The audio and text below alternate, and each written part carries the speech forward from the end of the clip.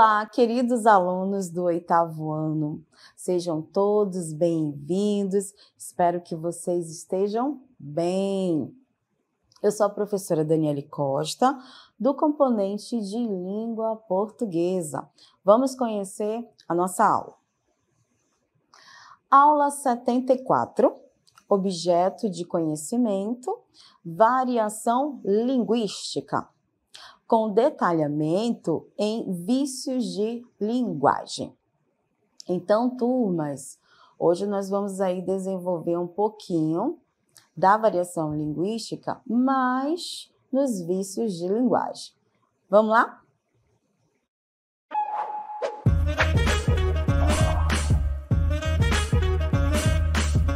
Olá, 8º ano! Para iniciarmos aí essa aula sobre vícios de linguagem, que nós vamos entender que na nossa língua portuguesa também, nós temos algumas situações que acabam acontecendo, seja na pronúncia, seja na escrita, alguns desvios. E é sobre isso que nós vamos estar detalhando, conversando, desenvolvendo, tá? Então, a gente ainda vai tocar nessa teoria sobre variação linguística, contudo, nós vamos por um caminho que vai fazer com que a gente possa refletir um pouco mais naquelas situações que acabam dando um certo incômodo, seja aí na ortografia, isso vai afetar o sentido do contexto da palavra,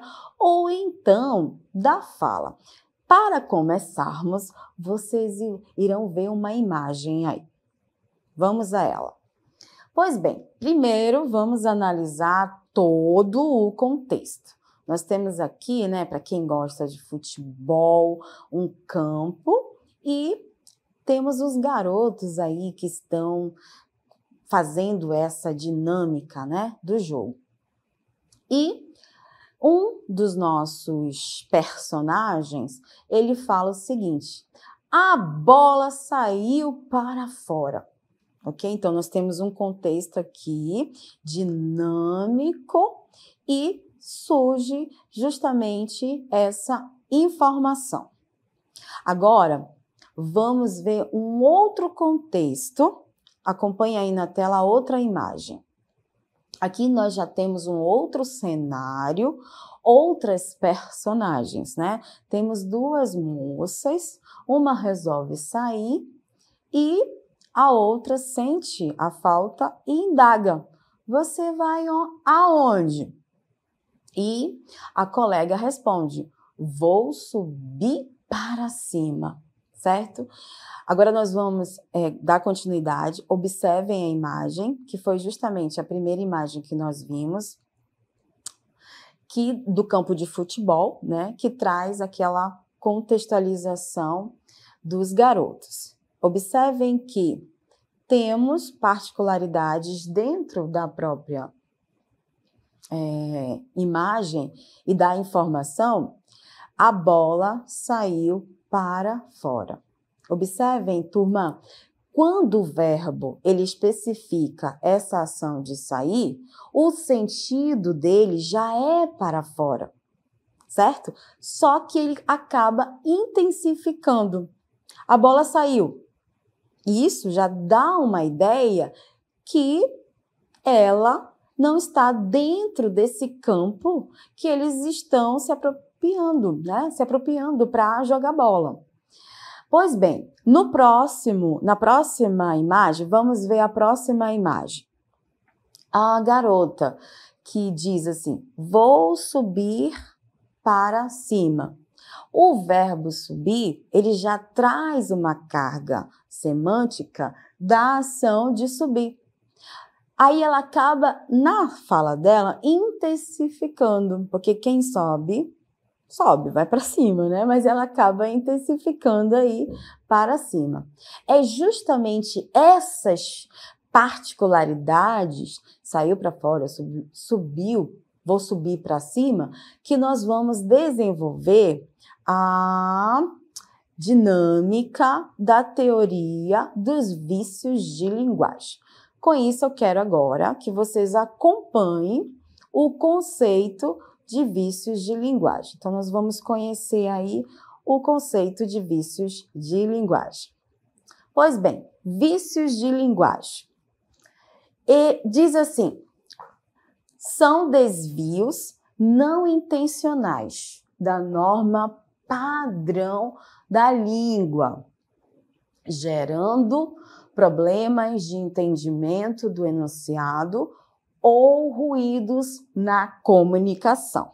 Então, quando se fala em vícios, é um desvio. Essa palavra é bem interessante a gente grifá-la e intensificar, que quando nós estivermos estudando sobre esses vícios, eles são desvios, certo?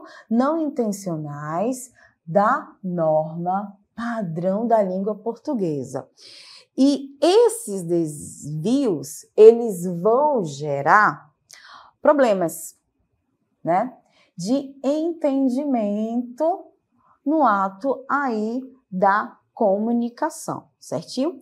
E para que a gente possa entender esses problemas ou ruídos, né, na comunicação, nós vamos conhecer agora quem são esses desvios. Então, nós temos aqui, olha lá, são considerados vícios de linguagem, barbarismo, solecismo, ambiguidade, cacofonia, pleonasmo vicioso, eco. Então, hoje nós vamos estar aí vendo essas particularidades justamente dos vícios de linguagem, certinho? Então, nós começaremos pelo conceito aí de barbarismo. É o emprego de palavras ou expressões estranhas ao idioma. Existem os seguintes tipos de barbarismo: cacografia e silabada, né? Então, quero chamar a atenção de vocês que esse primeiro vício é o emprego de palavras ou expressões que vão causar uma estranheza, né? Elas são estranhas à nossa língua. E o barbarismo, ele classifica-se em cacografia e silabada, ok? Então, turmas, para darmos continuidade aos estudos aí dos vícios, né? Vocês verão um vídeo sobre o barbarismo para que a gente possa desenvolver aí o primeiro exemplo de barbarismo. Assistam ao vídeo.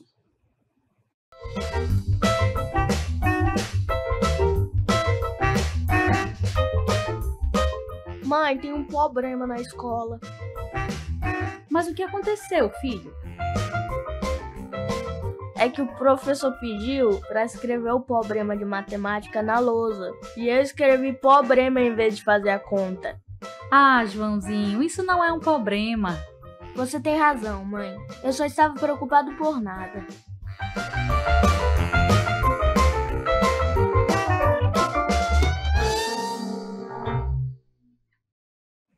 Então, turmas, podemos aí observar dois personagens e eles estão dialogando sobre uma situação que o filho, né, vivenciou na escola. E justamente foi uma situação que a gente pode observar que não era só a questão da situação da dificuldade, mas sim de uma palavra que ele vivenciou e causou estranheza no contexto lá da escola. Quero que vocês observem agora, para que a gente possa amadurecer mais sobre a questão do barbarismo, né? Então, nós temos aqui uma fala da mãe, ou do filho, né? Que falou, mãe, tenho um problema na escola.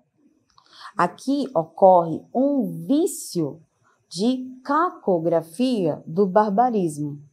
A palavra adequada é problema, certo? Mas a pronúncia que o nosso personagem ele materializou na fala foi justamente aí problema.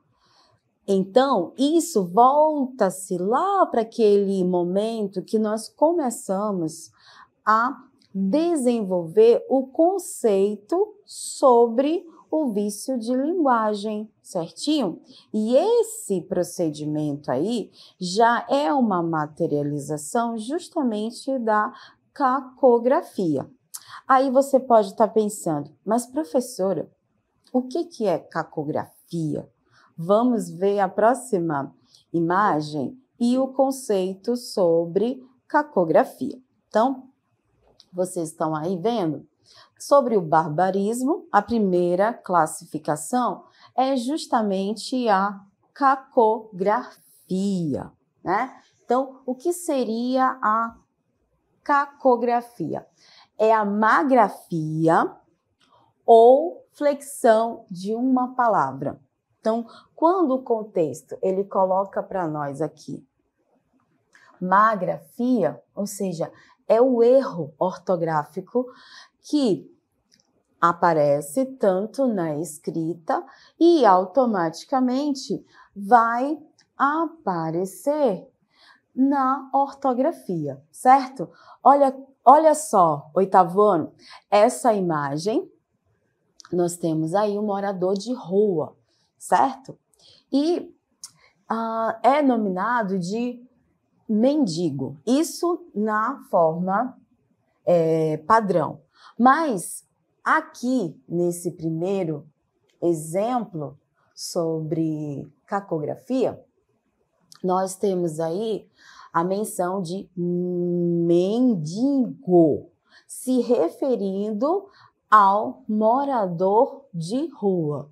Logo, essa palavra aqui que está em destaque, nós classificamos como cacografia, que é a má grafia, e automaticamente, se é a grafia errada, a fala também vai ser comprometida.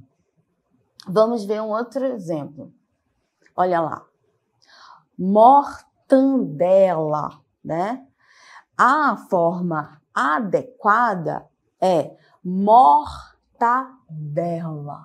mas por razões de não conhecer muitas vezes a palavra, ou então não tem o hábito de ler, acaba se mencionando aí mortandela. Então, aqui é um exemplo de cacografia. Outro que a gente observa muito no cotidiano, gente, sobre a questão da escrita errada e a pronúncia também acaba, né, sendo atingida, é a palavra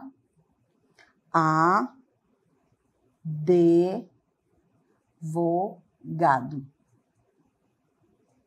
Certo? Aqui nós temos um exemplo de cacografia.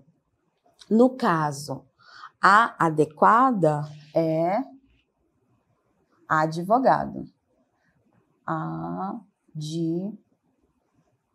Advogado.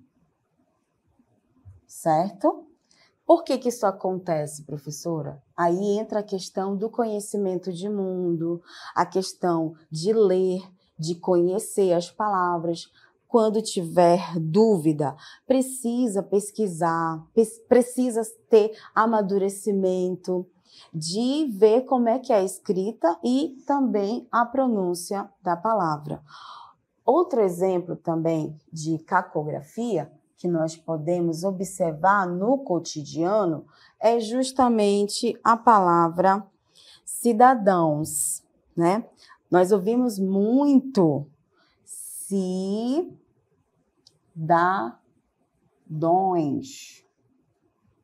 E a forma sem a cacografia é cidadãos.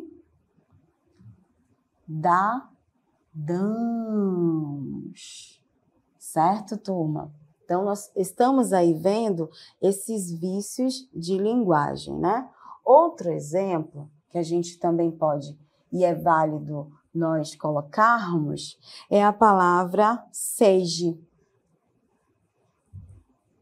que a forma adequada é seja, certo? Então, são exemplos aí de cacografia. Isso do barbarismo, né? Agora, vamos ver a silabada, que também faz parte do barbarismo. Silabada, o conceito aí de silabada é o deslocamento do acento prosódico de uma palavra. Então, aqui é interessante porque nós observamos que no enunciado ele fala justamente esse deslocamento é a troca da sílaba tônica. Em outras palavras, o que ele está colocando para nós aí sobre a silabada é o deslocamento do acento prosódico de uma palavra. Então, nós temos aqui como exemplo, nosso primeiro exemplo,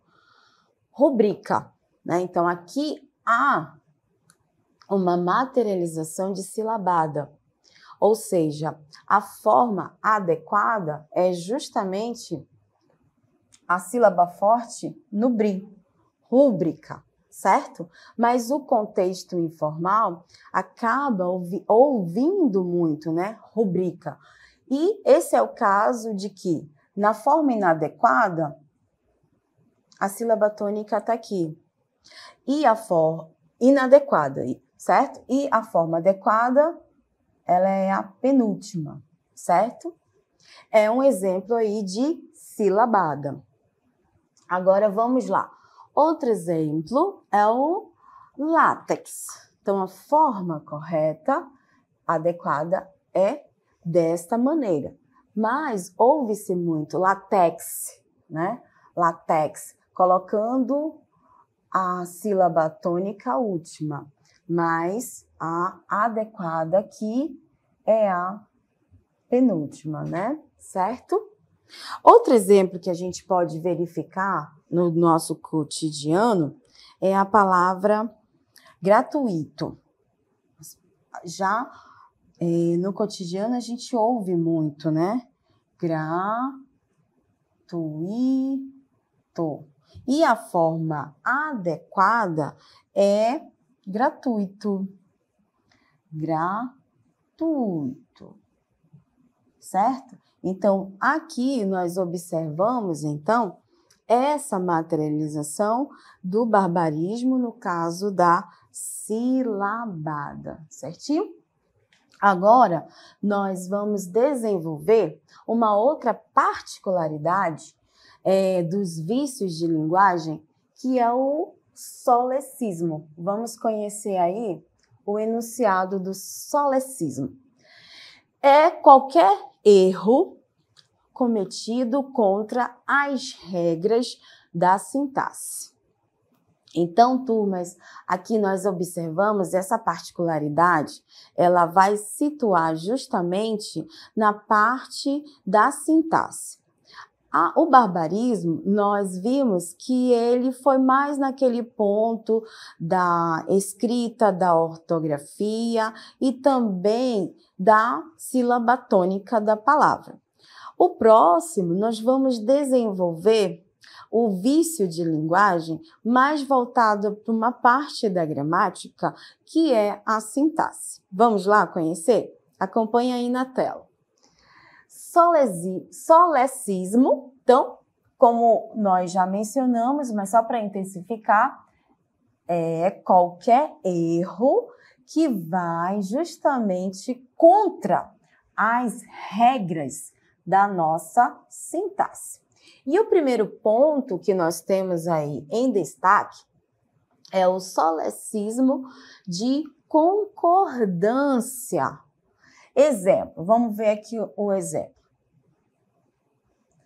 Ainda falta 5 minutos para as 8 horas. Então, observem que a gente está analisando primeiramente a parte do vício de linguagem, certinho?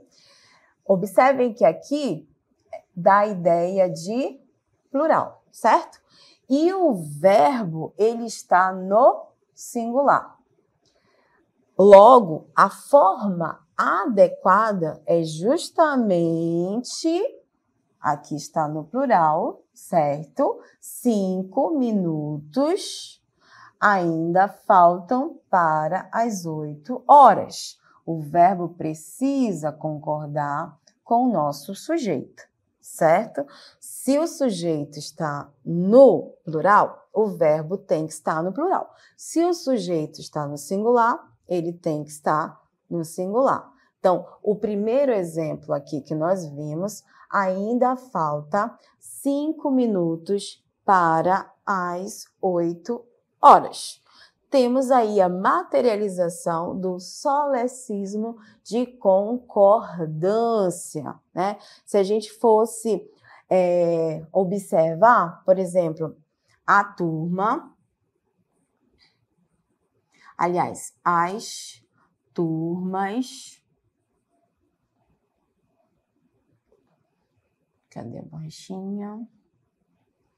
A turma, as turmas chegaram na escola. Nós sabemos que a palavra turma, ela tem uma carga semântica coletiva. Porém, dessa maneira como está aí escrito, nós observamos que é uma materialização do solecismo. Aqui a palavra as está no plural, o verbo no plural, e também, para não causar esse vício, a palavra turma precisa estar no plural, tá? Então, isso aí é mais um exemplo sobre solecismo. Vamos ver um outro exemplo. Solecismo de regência. Exemplo, que o primeiro. Devemos obedecer os mais velhos. Pois bem, o verbo obedecer, ele exige a preposição, né? No caso, a preposição a. Só que aqui, nessa materialização do solecismo de regência, ela é nula. Não aparece a preposição a. A forma adequada é a próxima. Devemos obedecer a quem? Aos mais velhos. Então, aqui no caso, é um solecismo de regência verbal. O verbo obedecer, ele exige uma preposição, exige aí esse complemento da preposição a. Bem, a próxima, solecismo de colocação. Aí nós temos aqui um exemplo, o primeiro, né? Dereite todo o meu apoio. Aqui observem que há um vício de colocação do pronome, certo? De segunda pessoa. Quando o verbo ele está no futuro do presente ou do indicativo, essa colocação do pronome, ele precisa estar entre o radical do verbo e a desinência do verbo. No caso da materialização do solecismo, ele está depois, né? Depois, e a forma do verbo também não está adequada. Então, temos aí a materialização do solecismo de colocação, certinho? Vamos em frente. Ambiguidade é um outro vício aí do nosso estudo, né? Vamos ver o conceito. É o sentido ambíguo, resultante da má construção da frase. Então, aqui vale ressaltar, quando se fala em ambiguidade, é um duplo sentido, na verdade, né? Quando ele fala sentido ambíguo, é um duplo sentido que fica confuso a mensagem. Então, nós temos aqui o primeiro exemplo. O guarda conduzia o garoto para a sua casa. Então, se a gente observa, oitavo ano, essa informação, fica-se essa dúvida aqui que está entre parênteses. Casa de quem? Esse guarda estava conduzindo o garoto para a casa do garoto ou para a casa do guarda?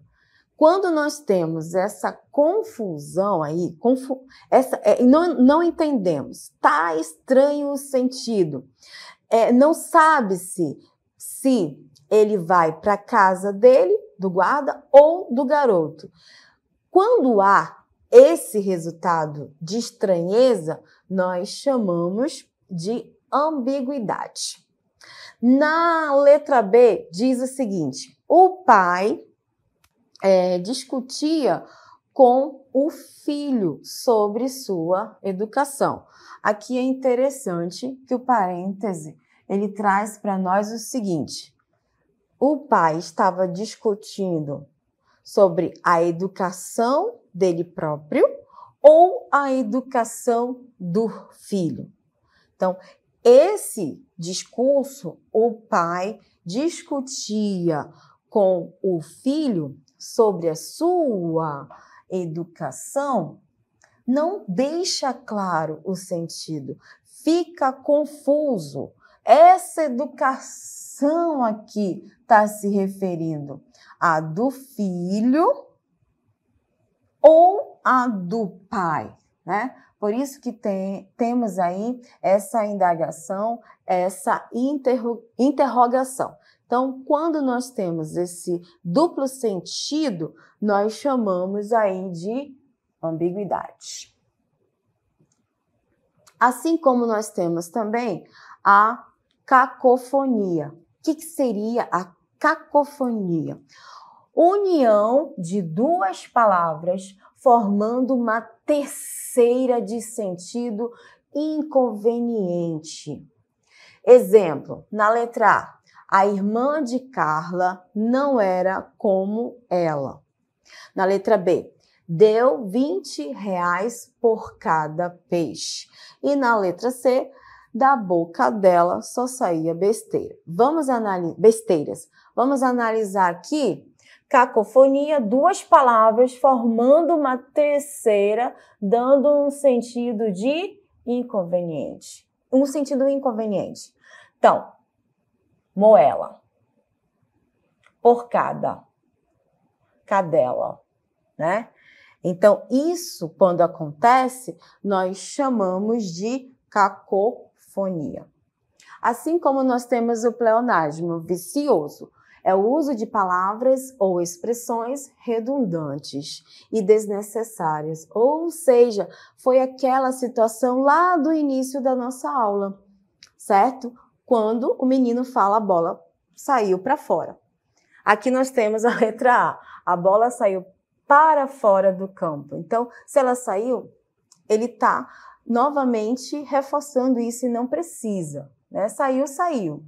O vento matinal da manhã, ou seja, matinal é da manhã, o vento da manhã, né? E Paulo subiu para cima. Paulo subiu já dá a ideia de subir. Com isso, nós temos o pleonasmo. E para nós fecharmos, nós temos aí o eco. É o efeito sonoro desagradável produzido por uma sequência de palavras com a mesma terminação, que dá a ideia do eco. Letra A. João teve uma sensação de que sua atuação foi uma decepção. Então, esse né? É um eco. Na letra B, seu andar, seu falar, faziam-nos sonhar. Esse né? Produz aí o sentido do eco. Então, turmas, nós falamos aí sobre os vícios de linguagem, vimos exemplos, amadurecemos aí o desenvolvimento dos conceitos. Espero que vocês tenham gostado. Eu deixo um abraço a todos e até a próxima. Tchau, tchau!